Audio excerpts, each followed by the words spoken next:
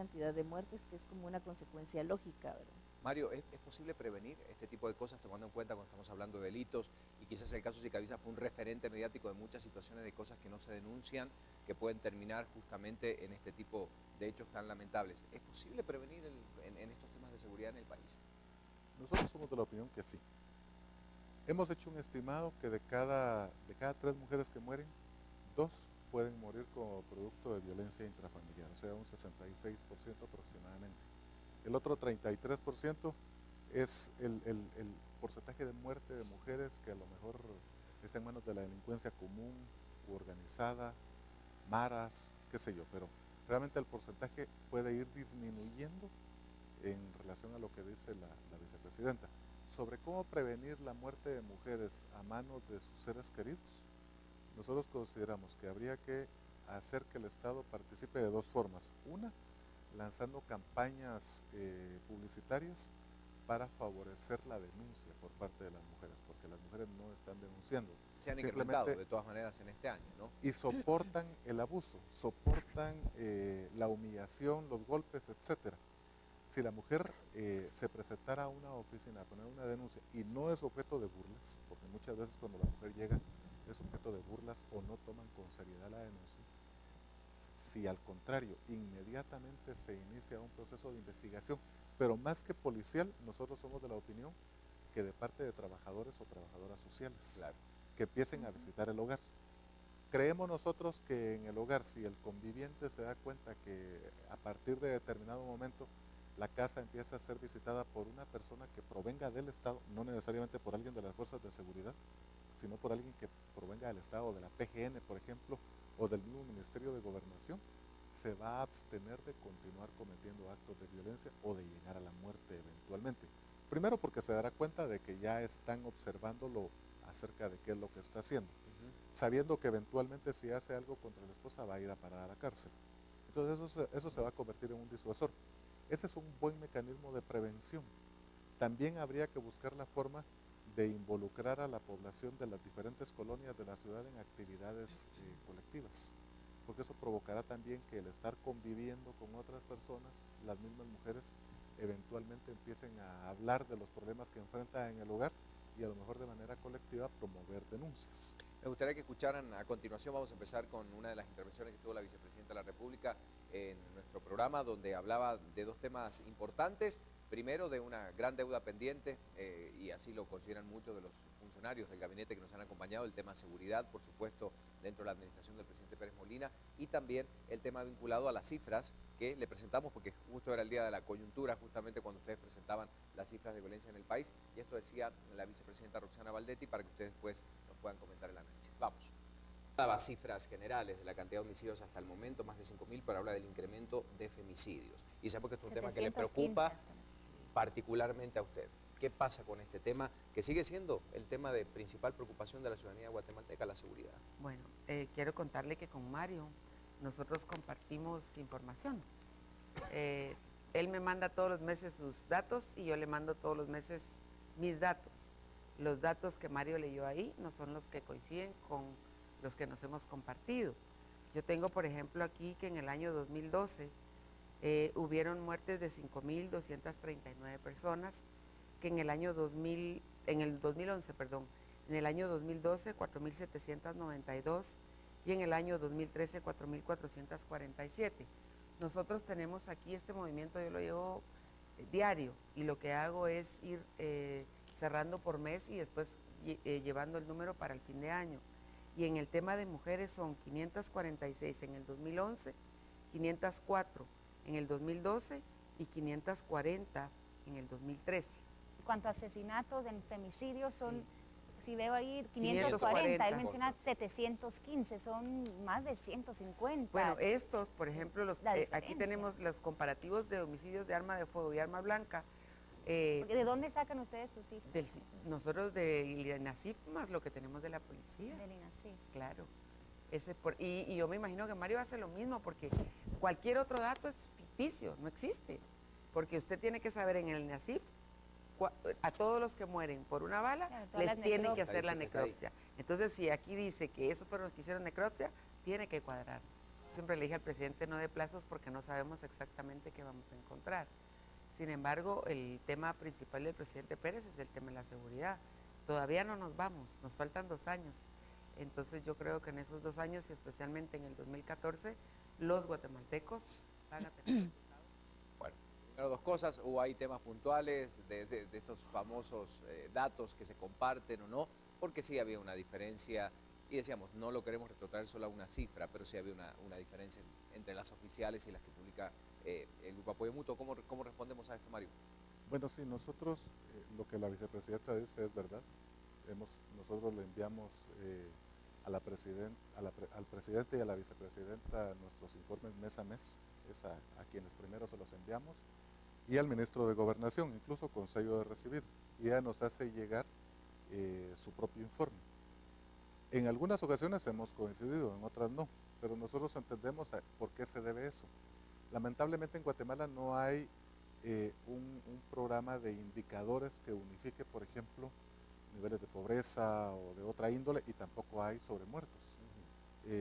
Los datos que tiene el MP son diferentes a los que tiene la PNC y a los que tiene el INASIF, pero también tenemos que ver algo. El INASIF está en el 100% de los lugares donde hay un muerto. En el 100%, aunque no haya un policía, el INASIF está, porque si no, no se puede levantar el muerto. Y el INASIF tiene ya todo un desglose acerca de la causa de muerte de cada víctima en el país. No es que tenga un grueso total de números en bruto, sino los tiene segmentados. Nosotros tenemos convenio con el INASIF y eso nos permite tener acceso a información de muertes violentas.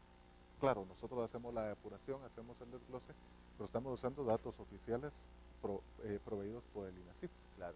Cuando nosotros buscamos cotejar estos datos con la policía, nos encontramos con que sí son bastante menores. No entendemos por qué.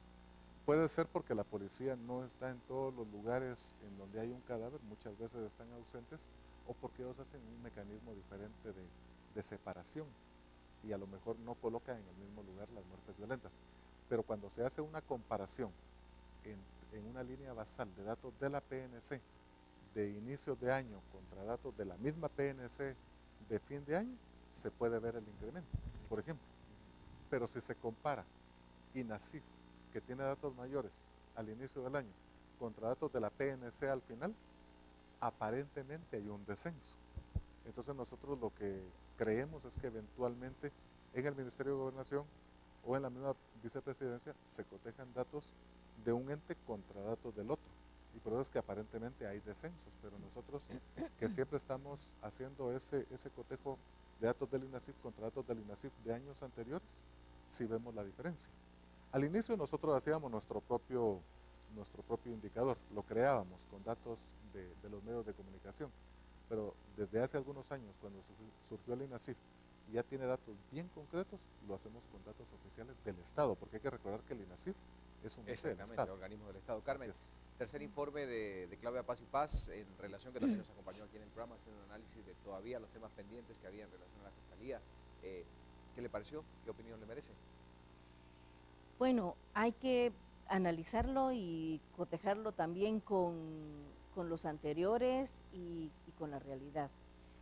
A nosotros en el Projusticia siempre nos ha inquietado el uso de ciertas salidas procesales, como el archivo, como la desestimación, porque nuestra experiencia de monitoreo es que ese tipo de salidas procesales son utilizadas para limpiar la mesa de los fiscales y hacer que los casos resueltos sean mayores, cuando en realidad una desestimación no necesariamente es un caso resuelto, menos un archivo.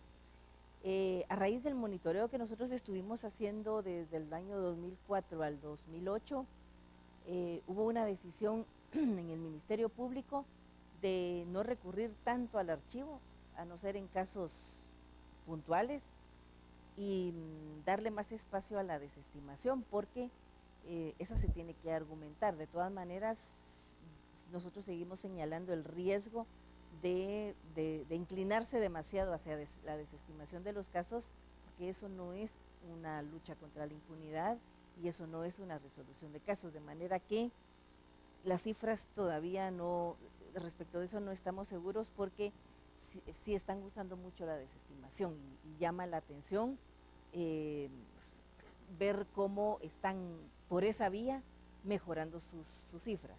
Pero más allá de eso, nosotros sí creemos que ha habido una mejoría en las políticas de persecución del Ministerio Público, hay un mejor orden en relación a periodos anteriores.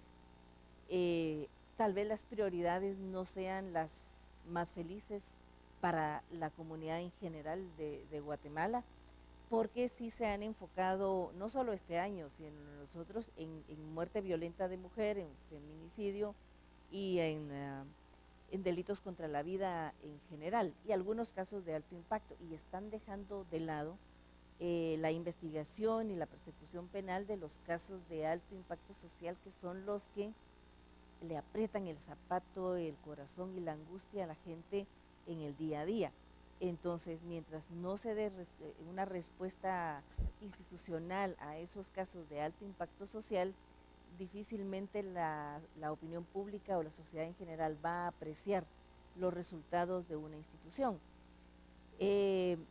Nosotros siempre rescatamos, digamos, de la gestión de Claudia Paz, los procesos técnicos internos, las ciertas políticas institucionales, el trabajo coordinado con el Ministerio de Gobernación. Eso es fundamental para ambos, tanto para el Ministerio de Gobernación como para el Ministerio de Salud, Ministerio Público, pero nos preocupa el modelo de gestión que están usando, porque a largo plazo eso está ocasionando problemas en la coordinación con el organismo judicial, y está de alguna manera también sellando el carácter fallido de muchos casos, porque el fiscal que llega a la audiencia no es el mismo que estuvo en la escena del crimen y que investigó. Eso es uno de los principales Entonces, reclamos, eso ¿no? es, Que eso es tuviera terrible. continuidad quien arranca con el proceso de investigación y Sí. llevarlo hasta el final.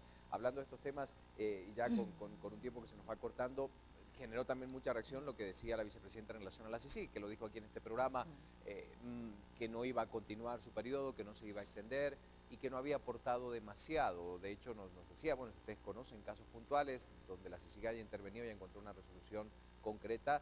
Por favor, no lo dicen, así lo manifestaba la vicepresidenta. ¿Qué piensan ustedes al desempeño de la CICIG? Porque, insisto, hay opiniones polarizadas en relación a si debe continuar, si no debe continuar, si debe entrar a trabajar en la fiscalización de los financiamientos de partidos políticos, pero en general, ¿la CICIG ha servido o no ha servido al país desde su óptica? Mario. Bueno, hay que tomar en cuenta que ha habido 3 administraciones con la actual de la CICIG. La comisión es una, claro, no debería haber variado. Claro, pero ha variado. Aunque sí. Ha variado. Lo que pasa es que con la primera de las administraciones hubo algunos avances, ha sido duramente cuestionada también esa administración, pero yo creo que la segunda fue la que vino a opacar totalmente el trabajo de la CICIG. La opacidad con la que trabajó Alanés fue evidente, no hubo ningún avance, más bien hubo eventualmente algunos señalamientos, pero sin ningún sustento.